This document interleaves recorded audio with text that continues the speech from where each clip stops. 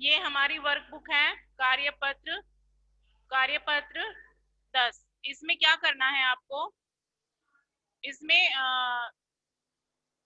तितली और फूल, तितली और फूल के बीच का संवाद लेखन लिखना है कि इन दोनों के बीच में क्या बातें हुई होंगी, ये सब इसमें हमें लिखना है एक संवाद के रूप में। जैसे मैंने आपको लिख कर दिया है, तितली कह रही है, तितली क्या कह रही है, क्या मैं रस ले सकती हूँ, फूल, तुम फूलों का रस कहाँ ले जाती हो, तितली मैं फूलों का रस पीती हूँ, फूल तुम्हें फूलों का रस कैसा लगता है, तितली ने कहा मुझे फूलों का रस बहुत स्वादिष्ट लगता है।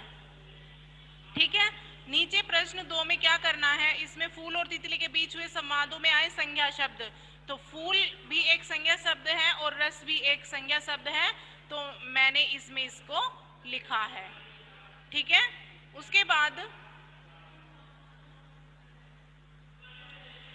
बाद आपका ब्लॉक 12, ब्लॉक 12 मैंने क्या देखा, ब्लॉक 12 है यह है, इसमें क्या है, मैंने क्या देखा। पिछली गर्मी की छुट्टियों में मैं अपने परिवार के साथ मनाली घूमने गया। लगभग 15 घंटे बस से यात्रा करने के बाद हम मनाली पहुंचे। वहां का मौसम बहुत ही सुहावना था। सड़क के किनारे लंबे लंबे देवदार के पेड़ थे। दूसरी तरफ ब्यास नदी बह रही थी। पानी की गति बहुत तेज थी, इसलिए हम वहां से वापस आ गए। वापस आकर कुछ देर आराम किया और खाना खाया। हमने वहां का कहवा पिया जो बहुत ही स्वादिष्ट था। कहवा क्या होता है, कहवा होता है पहाड़ों में पी जाने वाली एक तरह की चाय होती है। कहवा क्या होता है, एक तरह की चाय होती है जो कि पहाड़ों में पी जाती है। ठीक है। उसके बाद हम सभी रोहतांग पास गए। वहां का रास्ता बहुत ही संकरा था।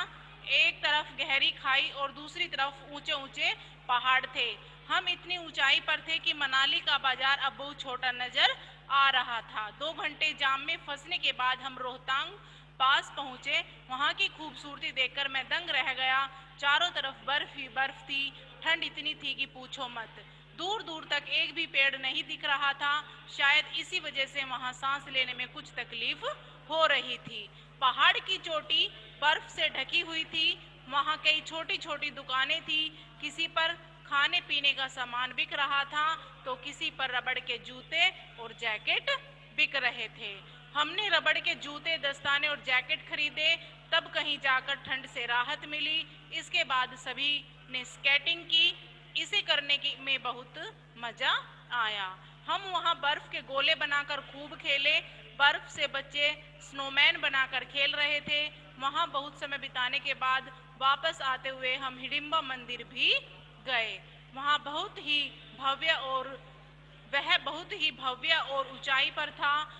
अब सभी अब सभी काफी थक गए थे। सब होटल आ गए। अगले दिन हम मनाली की बहुत सारी यादें साथ लेकर घर की ओर लौट गए।